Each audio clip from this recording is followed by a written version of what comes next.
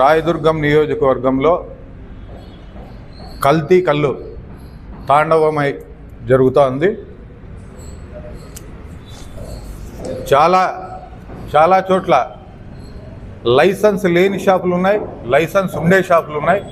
Licence ఉన్న షాపులు ఎన్నో కూడా మాకు తెలుసు, లైసెన్స్ లేని షాపులు ఏవో కూడా మాకు తెలుసు.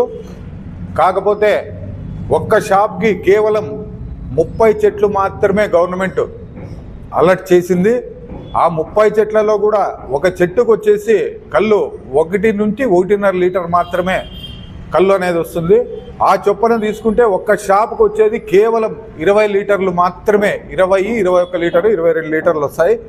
కాకపోతే రాయదుర్గంలో ఒక్కొక్క షాప్లో ఇప్పుడు డి హిరాయాలు కావచ్చు, మరియు మలపనగుడి కావచ్చు, ఇలాంటి కొన్ని ప్రాంతాల్లో దాదాపు ప్రతిరోజు 10,000 లీటర్లు అక్కడ అమ్మడం జరుగుతుంది. ఏ విధంగా 10,000 లీటర్లు అక్కడ అమ్ముతా ఉన్నారు? వాళ్ళు గవర్నమెంట్ ఇచ్చిండేది కేవలం అక్కడి నుంచి ఉత్పత్తి అయ్యేది ఈ మేరకే అని. కాకపోతే ఇందులో ఒక విషయం ఏంటబ్బా అంటే, బానేపల్లి నుంచి మనకి కళ్ళు రావాలా అంటే 90 కిలోమీటర్స్ బిలోలోనే కళ్ళు అనేది రావాలా. అదే రూల్సే ఎక్స్చేంజ్ వాళ్ళు పెట్టింటారు, ఆ రూల్ ప్రకారమే రావాలా. అట్లాంటిది బానేపల్లిలో చెట్లే లేవు, అక్కడ కళ్ళే లేదు. కళ్ళు ఎక్కడి నుంచి అన్ని వేల లీటర్లు అమ్ముతున్నారు ఒకసారి గమనించాలా. ప్రతి ఒక్కటి ఈ కళ్ళు ఒక బులోరాలో తీసుకెళ్తారు. ఒక బులోరాకి 400 ట్రేస్ ఉంటాయి, 400 ట్రేస్ పడతాయి. అంటే 5,000 లీటర్లు ఒక ట్రిప్పుకు పోతాయి.